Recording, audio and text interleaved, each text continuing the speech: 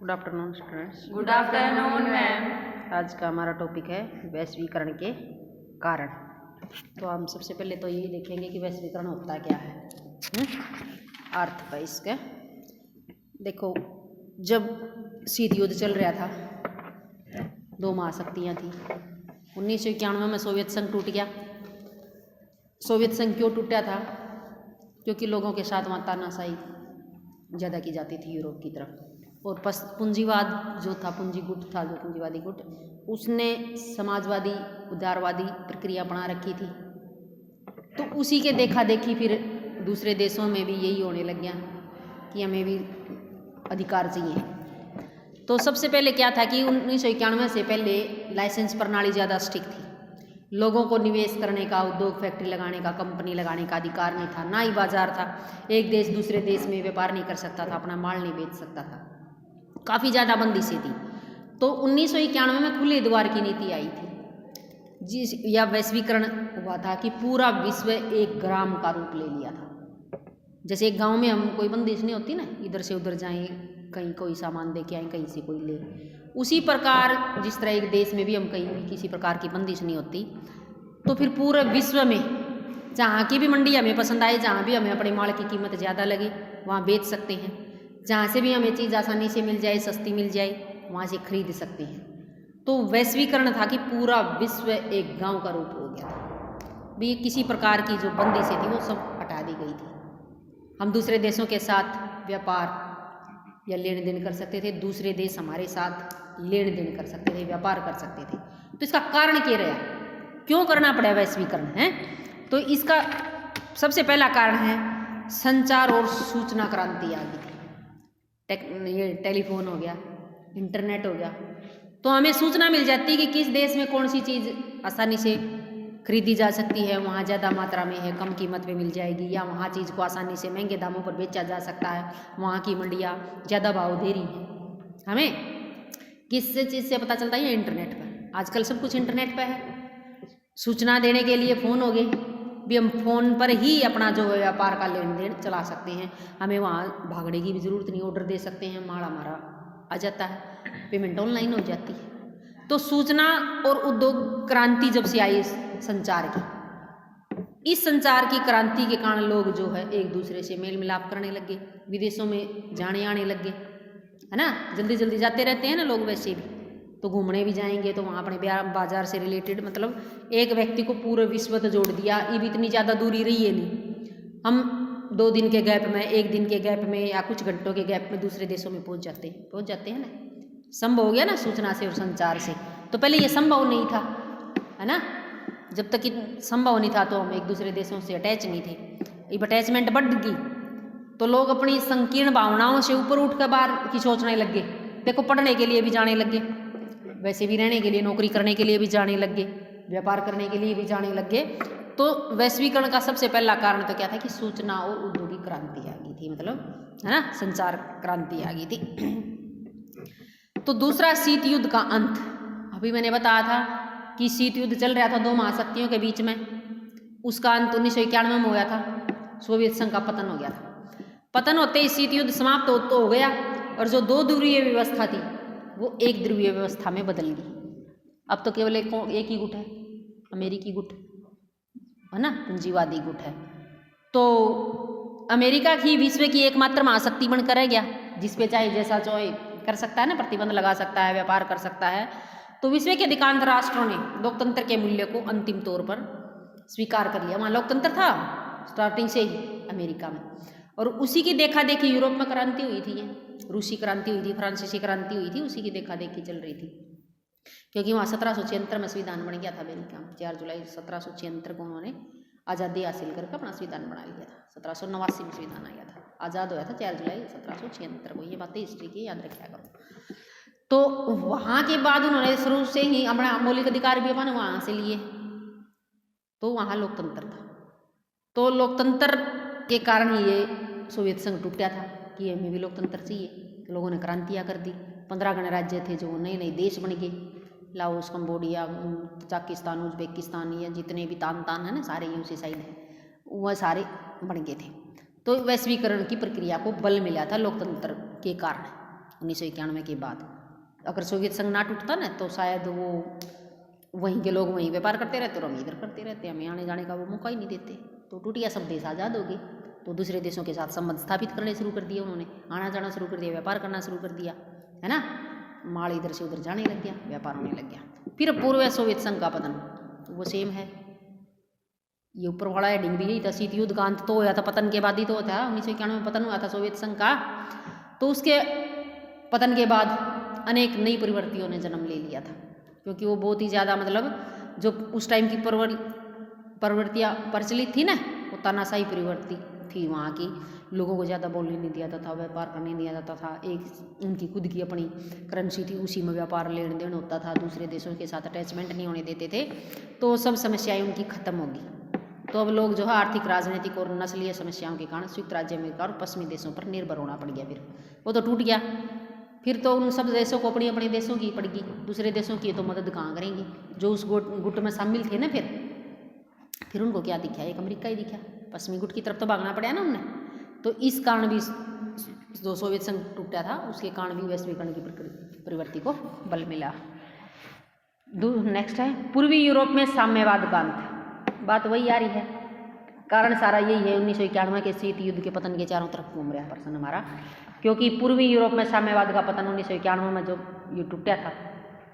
पूर्वी यूरोप के समझ ये पोलैंड, हंगरी, पूर्वी Germany, Romania, Czechoslovakia, Yugoslavia, Soviet संघ के साम्यवाद का अंत हो गया था। ये 14 गणराज्य थे जो उस टाइम 15 टूटकर नए देश बने थे, ये सारे देश नहीं है।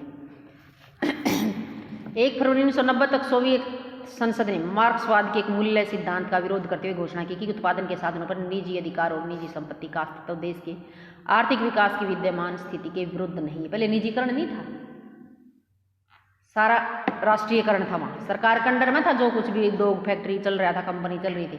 तो इन्होंने कहा कि जब सभी देशों ने सबसे पहले अमेरिका निजीकरण अपनाया था, सरकार का वहाँ काम क्या है, सिर्फ कानूनी व्यवस्था बनाए रखना, बाकी सारा बिजनेस करना है, उद्योग फैक्ट्री लगाना। ये कहें कि ये सरकार का काम नहीं है, कि तो करो सरकार का काम तो कल्याणकारी योजनाएं लागू करना है, सिर्फ भी जनता की सुविधा ही देखना है, व्यापार बिजनेस करना संस्था का काम नहीं, सरकार का काम नहीं। तो इन्होंने भी कहा कि निजी संपत्ति का अधिकार रखना या निजी अधिकार रखने या कोई देश की आर्थिक विकास में रोड़ा नहीं अटकाते, इसे देश विकास करता है। साम्यवादी दलों के पतन के पश्चात बाजारमुखी अर्थव्यवस्था को अपनाने से पूर्वी यूरोप व सोवियत गणराज्यों ने स्वतंत्रता का वातावरण कायम हो गया, आज़ाद हो गए। फिर वह उन्होंने जब ये पतन हो गया और उसके बाद उन्होंने बाजारमुखी अर्थव्यवस्था भी, बाजार पनप गए, बाजारों में कोई कहीं खरीद दो, कुछ भी ले। पहले बाजार नहीं थे, सरकार अपनी उस पर बेचती खरीद ली।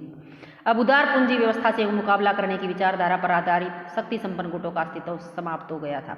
इससे यूरोप का आर्थिक एकीकरण हुआ, यूरोप की साझा मुद्रा यूरो का विकास हुआ। यूरोप के इस आर्थिक एकीकरण ने विश्व के अनेक देशों को प्रभावित किया, भी वो आर्थिक मामले में आज़ाद हो गए, स्वतंत्र हो गए और एक हो गए। उन्होंने यूरोपीय व्यवस्था के आर्थिक नियमों का अपनाना आरंभ कर दिया, जिसे वैश्वीकरण की प्रवृत्ति को जन्म मिला। फिर वो व्यापार में, बाजार में एक दूसरे का लेन देन करना शुरू कर दिया ना, एकीकरण कर लिया। भाई अब हमारा सारा यूरोप का एक बाजार है और हम दूसरे देशों के साथ भी जाएंगे, इधर से जाएंगे, उधर से वो भी आएंगे, तो आर्थिक स्वतंत्रता ले ली, वैश्वीकरण की प्रवृत्ति उभर गई। पूंजीवाद का प्रभाव। द्वितीय विश्व युद्ध के पश्चात विश्व 2 महाशक्तियों और 2 गुटों में विभाजित विचारधारा पर आधारित था। 2 गुट तुम्हें पता है, परंतु पूंजीवाद ने जिस तरह साम्यवाद को हराकर अपनी प्रभुता कायम की, उसे स्पष्ट हो जाता है कि उच्च आर्थिक विकास के लिए और शासन व्यवस्थाओं में स्थायित्व लाने के लिए लोकतंत्रीय उदारवाद पर आधारित पूंजीवाद ही सर्वमान्य धारणा है। क्योंकि साम्यवादी धारणा तो खत्म होगी, साम्यवादी गुट तो खत्म हो गया। फिर क्या बात साबित हुई कि अगर हमें ये लोगों के ऊपर राज करना है, देशों के ऊपर राज करना है, या अपनी जनता को अपने वश में रखना है, तो इसे उदारवादी लोकतंत्र लाना चाहिए, भी जनता को आज़ाद कर देना चाहिए निवेश करने के लिए। अपने भी देश में इतनी कंपनियां, उद्योग फैक्ट्रियां नहीं थी, ये भी 1991 के बाद ही ज़्यादा स्थापित हुई हैं। तो ये पूंजीवाद ही सर्वमान्य धारणा बढ़ेगी कि पूंजीवाद जरूरी है। पूंजीवाद के प्रभाव ने राष्ट्रों को पूंजीवाद पर आधारित अर्थव्यवस्था को अपनाने के लिए प्रेरित किया, जिसके परिणाम स्वरूप वैश्वीकरण का जन्म हुआ। भी पूंजीवाद जरूरी है। नवीन विश्व व्यवस्था के प्रतिमान की आवश्यकता, इसकी जरूरत भी थी हमें।